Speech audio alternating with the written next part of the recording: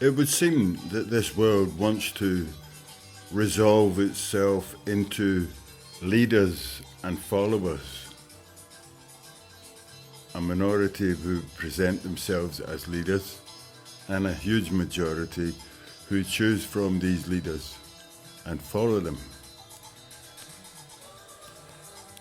This is not really great for me because a true leader would be able to walk amongst their followers and understand how their followers are doing.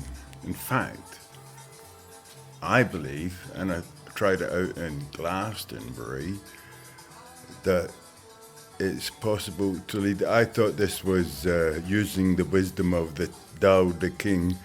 Yeah, I tried to lead without being noticed as a leader.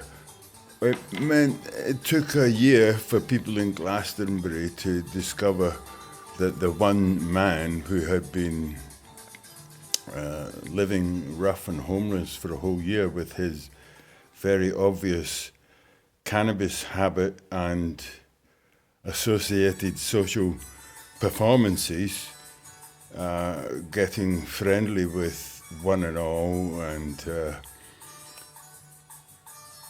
generating excitement and amusement and improvement. Yeah, it was great when nobody realised that it was the same guy that was doing this. It's just everybody in the town thought things are getting much more exciting. It's getting very, very exciting. Cannabis everywhere and people talking about changing the world. It was about cannabis. Well, when it was spotted that I was generating a lot of this excitement because of my studies of cannabis over since 1986 and my research into world history and religion and culture and so forth, philosophy, I found myself under attack from a lot of directions for different reasons. You know, some people see a leader as competition. They want to be the leader with the most followers.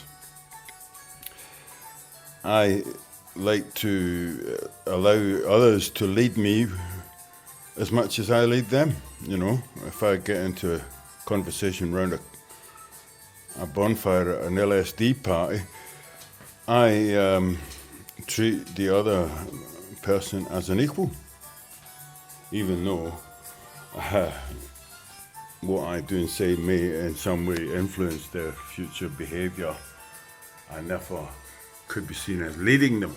Yeah, anyway, that all went wrong, and as you know, cannabis didn't get legalised and we didn't all unify as one group of human beings that said, we want cannabis legal and we want the corruption that's kept it illegal cleaned up.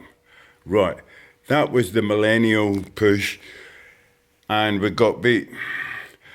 I reincarnated up in Scotland and waited for the invention of YouTube and then social media and thought we can do it again. The enemy very quickly eliminated us. At that point, I personally served a lot of jail time to point out to me that it would not be happening. And it seized all my videos and computers. Yeah. Anyway, by the time I got to Bristol 7 years ago, I found it ideal. There's getting up to 500,000 people here. There's at least 400,000, which means that I rarely see the same person twice, so I can influence people's lives and go around the corner and shave off that beard and they never see that face again, but their whole rest of their life will be improved from my point of view, because I don't think there are many bad habits that you could copy off of me. The only really bad habit I've got is tobacco. The killer. Anything else is worth copying. And These are my thoughts on leadership. Bob Dylan didn't want the job, you know. You speak for a generation. Fuck off. I'm a song and dance man. Yeah, I just like sharing because the video is just such an incredible medium. A man nearing the end of his life can hopefully pass over wisdom that might be of value to someone who comes upon it later, if they're allowed to.